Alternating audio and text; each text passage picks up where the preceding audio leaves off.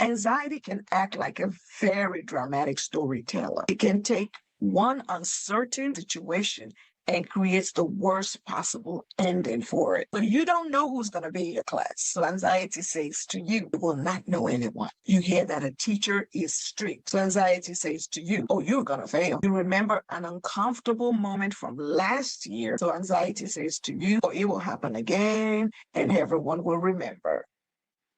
Anxiety often speaks in predictions, but predictions are not.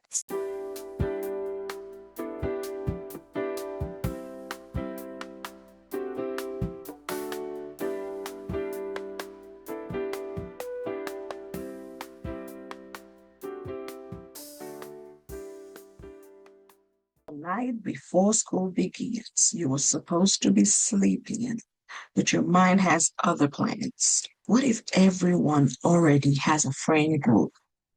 What if my classes are too difficult? What if I cannot find my classroom? What if I say something awkward? What if nobody sits with me at lunch? What if this year goes really badly even before it begins? If your mind has been asking questions like these, pause and take a slow breath. Feeling nervous about returning to school does not mean that you're unprepared or incapable. It means you're stepping into something unfamiliar and something that matters to you. And feeling anxious is normal. Today, I'm going to help you understand what your anxiety may be trying to tell you and show you how to walk into school with confidence, even if you're still nervous. Because confidence does not mean you never feel afraid. Confidence means fear does not get to make every decision for you. Welcome back to the Gracefully Growing podcast, where we help teens and young adults build emotional resilience, confidence, and a stronger sense of belonging using the GRACE framework. And the GRACE stands for gratitude, reflection, affirmation, connection, and empathy. So today's episode is for anyone who feels nervous about beginning a new school year. Maybe you're entering a new grade. Maybe you're changing schools. Maybe you're worried about your teacher's schedule, grades, friendship, or where you will sit at lunch. Perhaps you were excited one minute and completely overwhelmed the next. Those mixed emotions are understandable. The goal is not to eliminate every nervous feeling. The goal is to stop allowing nervousness to convince you that you cannot handle what is ahead. So I want you to imagine a student named Jordan. The evening before the first day of school, Jordan checks the class schedule at least 6 times. The backpack packed, the clothes ready, the alarm set. Still, Jordan cannot relax because one thought keeps repeating. What if I do not belong there? So the next morning, Jordan enters the school building, feeling as if everyone else knows exactly where to go and what to do. Then Jordan notices something. One student is staring at a schedule with a confused expression. Another is walking beside a parent because they're nervous about entering alone. Someone else is pretending to look at a phone while waiting for a familiar face. Jordan then realizes, oh, I may not be the only person who feels uncertain. Now, that realization does not instantly remove Jordan's anxiety, but it changes the moment for Jordan. So Jordan takes a slow breath, asks a teacher for direction, and says hello to another student. Nothing dramatic happens. Jordan simply takes the next step. Sometimes that is what confidence looks like, taking the next step. It is not a fearless entrance accompanied by the perfect music, and perfect timing. Sometimes confidence is quietly saying, I am nervous, but I'm still going. So there's a story that anxiety tells you, and let us examine that story. Anxiety can act like a very dramatic storyteller. It can take one uncertain situation and creates the worst possible ending for it. So you don't know who's going to be in your class. So anxiety says to you, you will not know anyone. You hear that a teacher is strict. So anxiety says to you, oh, you're going to fail. You remember an uncomfortable moment from last year. So anxiety says to you, oh, it will happen again and everyone will remember. Anxiety often speaks in predictions, or predictions are not facts. Let me say that again. A prediction is not a fact. Your mind may be trying to protect you by preparing for every possible problem. Unfortunately, what that does it leaves you feeling afraid of situations that have not yet happened. So instead of repeatedly asking, what if everything goes wrong? I want you to begin asking, what can I do if something feels difficult? That question moves you from fear into preparation. Confidence does not come from knowing that nothing uncomfortable will happen. Confidence grows when you can respond, adjust, ask for help, and recover when challenges arise. Confidence does not mean that you're never nervous. Sometimes we imagine that confident people walk into school feeling completely fearless. That is usually not true. A confident person may still have butterflies in their stomach. They may still wonder whether people will like them. They may still feel uncomfortable introducing themselves or asking a question. The difference is that they do not treat nervousness like a stop sign. They recognize it as a feeling they can carry while taking the next step. So you don't have to wait until you feel confident before acting confidently. Sometimes the action comes first. You walk through the door. You ask for directions.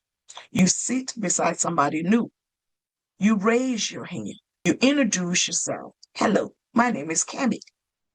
Then your confidence begins to grow because you have evidence that you can handle the moment. Let us talk about a Grace back to school confidence reset. When back to school anxiety begins to feel overwhelming, I want you to use this 5-step reset. We're going to start with gratitude. Ground yourself in gratitude. Begin by naming something steady, helpful, or supportive in your life. So you might say, I am grateful for another opportunity to learn. I'm grateful for the people who support me. I'm grateful that I do not have to know everything on the first day, because honestly, you don't have to know everything on the first day. Gratitude does not mean pretending that you are not nervous. That's not what that is. It just reminds your brain that nervousness is not the only thing that is happening to you at that moment. There may be uncertainty, but there's also support. There may be pressure, but there's also opportunity. There may be fear, but there's also room for growth. So I want you to take one slow, deep breath and identify 3 things that you are grateful for as you begin this school year. If you can't remember 3 things, can you remember 2 things? If you can't remember 2 things, can you remember 1 thing that you are grateful for as you begin this school year? Let's talk about reflection. Reflection reminds you to remember what is actually true.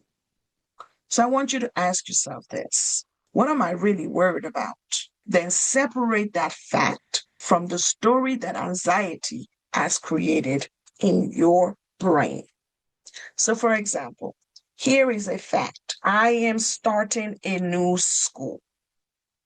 That's a fact. But anxiety will tell you this story. Nobody will talk to me, and I'll be alone all year. Let me give you another example. I have a challenging math class. That's a fact. As a matter of fact, my son is going to be taking AP pre-calculus as a ninth grader. So talk about pressure, right? But the anxiety story could be, I'm going to fail and disappoint everyone. Your emotions are real, but the frightening story attached to them may not be true. So I want you to try saying this instead. I don't know exactly what will happen, but I can take it one day at a time. I may need help, and asking for help is something I can do. Or you could say, I have handled unfamiliar situations before, and I can do this one. Reflection helps you to respond to what is actually happening instead of reacting to the worst possible outcome. Let's talk about affirmation. For this one, I'm going to encourage you to choose an affirmation you can believe. An affirmation should not feel like something you are forcing yourself to say. It should be truthful and believable enough for your mind to accept it. So instead of saying, I'm not nervous at all, I want you to say, I can feel nervous and still take the next step. Instead of saying, this school year will be perfect, I want you to instead say, I can handle challenges as they come. Instead of saying, everyone will like me, I want you to try saying, I will focus on being respectful, open, kind, and true to myself. I want you to choose an affirmation that fits what you need from these 6 that I am about to speak. I do not have to have everything figured out today. I can ask questions when I need help. One difficult moment does not determine my entire school year. I deserve to participate and let my voice be heard. I can learn, adjust, and grow. I am capable of doing difficult things one step at a time. I want you to write your affirmation, whichever one you've decided to choose. I want you to write your affirmation somewhere you will see it before school. It could be inside your notebook or on your mirror or on your phone's lock screen. Let's talk about connection. Connection reminds you to find the people that make you feel safe. Because here's the thing I want you to know about anxiety. Anxiety grows when you believe you must handle everything alone. I say this every week. You don't have to do hard things alone. So I'm going to encourage you today. Before school begins, whether you're starting school tomorrow, or you're starting school next week, or you're starting school next month, identify 3 safe people you can reach out to. And your support circle might include the following people: your parent or a guardian, a trusted teacher, a school counselor, your coach, a family member, your favorite auntie, uncle, grandma, grandpa, a close friend, or a mentor within the community. You don't have to wait until you feel completely overwhelmed to reach out, though. You can reach out anytime. So let's say you're feeling anxious about tomorrow. You can reach out to someone today and say, I am feeling nervous about tomorrow. Can I talk to you? I'm having trouble understanding this assignment. Can you help me get started? I don't feel comfortable in this situation. Can you help me decide what to do? Connection is not evidence that you are incapable. Rather, it is one of the tools that capable people actually use. So if anxiety regularly makes it difficult for you to sleep, attend school, concentrate, or complete your normal activities, I want you to talk with a trusted adult or a school counselor. You deserve support. Finally, let's talk about empathy. I want to remind you that you have to extend empathy to yourself. You may experience awkward moments this year. You may enter the wrong classroom. You may forget someone's name. You may answer a question incorrectly. You may have a day when you feel tired, frustrated, or left out. Please do not, and I repeat, please do not turn one uncomfortable moment into an attack against yourself. So instead of saying, oh, I am so embarrassing, you're going to say to yourself, that was uncomfortable, but I can recover. Instead of saying, I'm terrible at this, you're going to say, I'm still learning.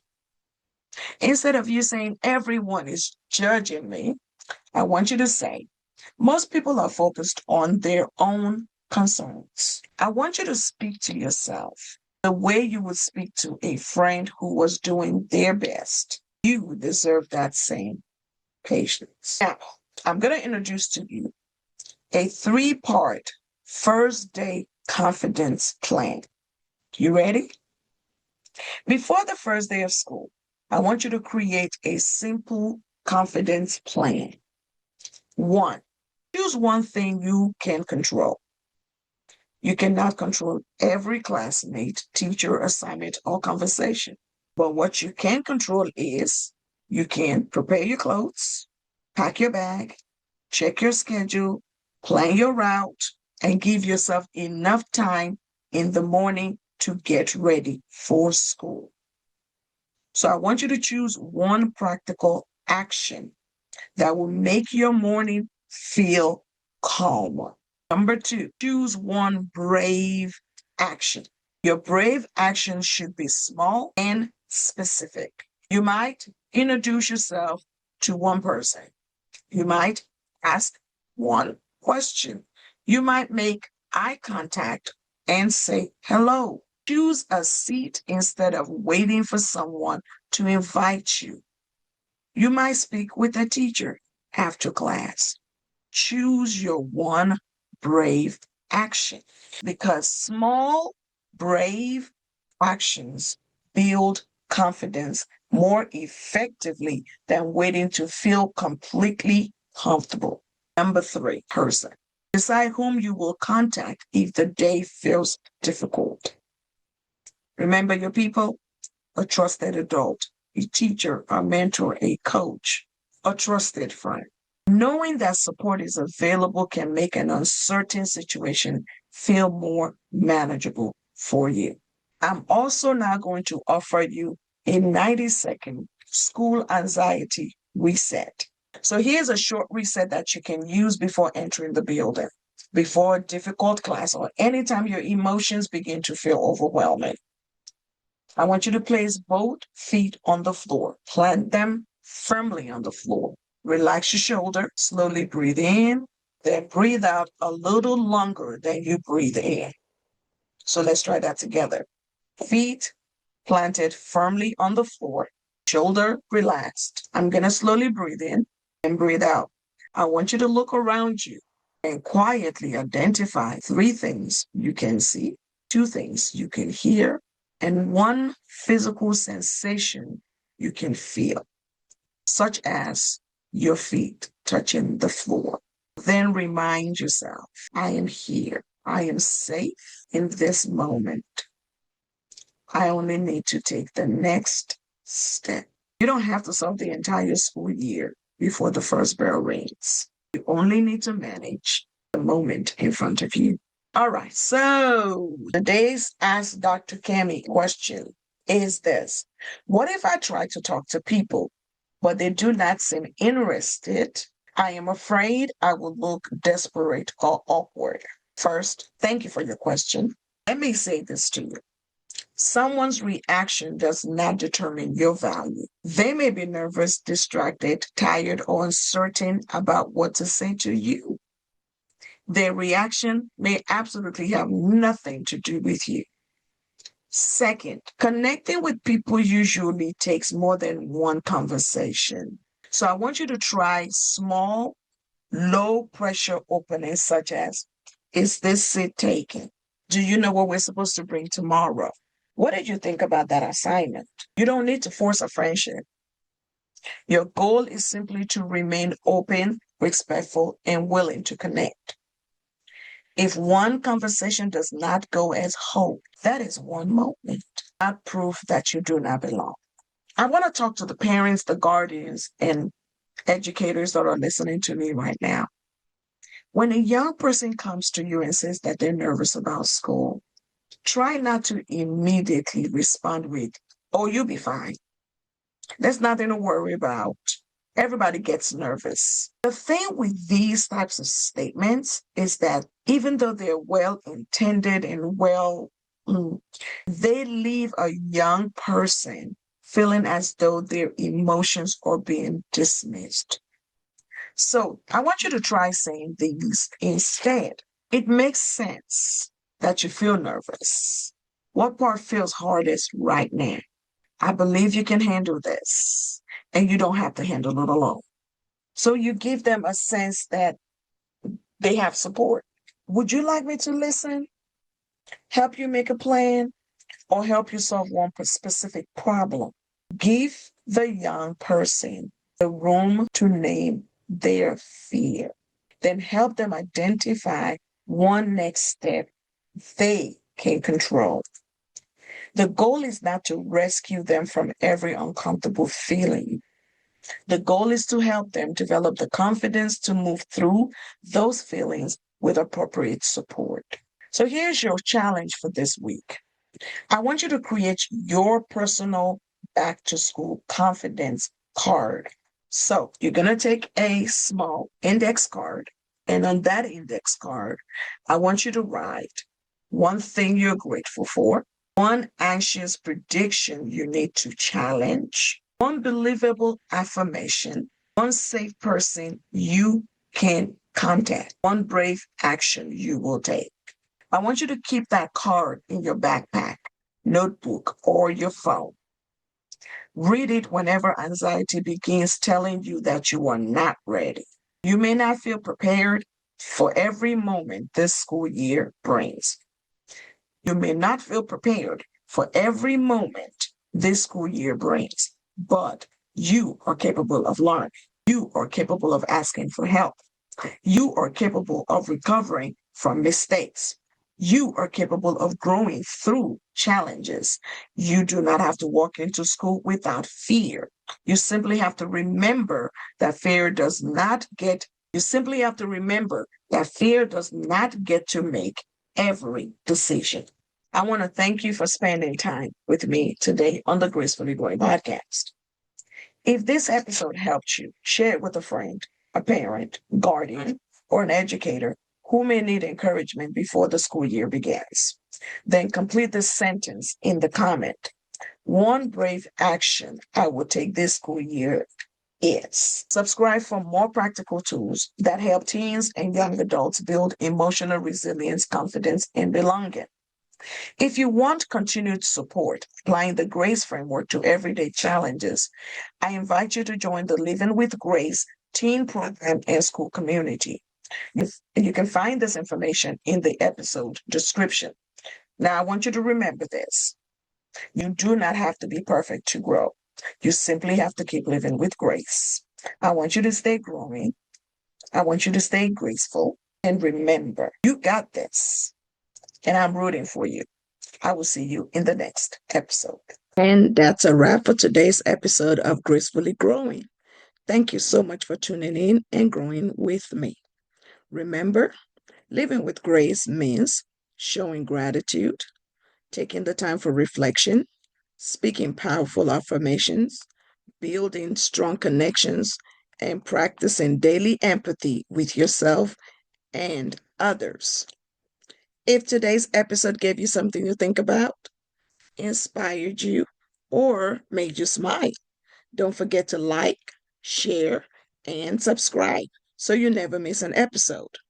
You can also download today's free resource in the show notes and join our Gracefully Growing community on social media for more tools, encouragement, and real talk.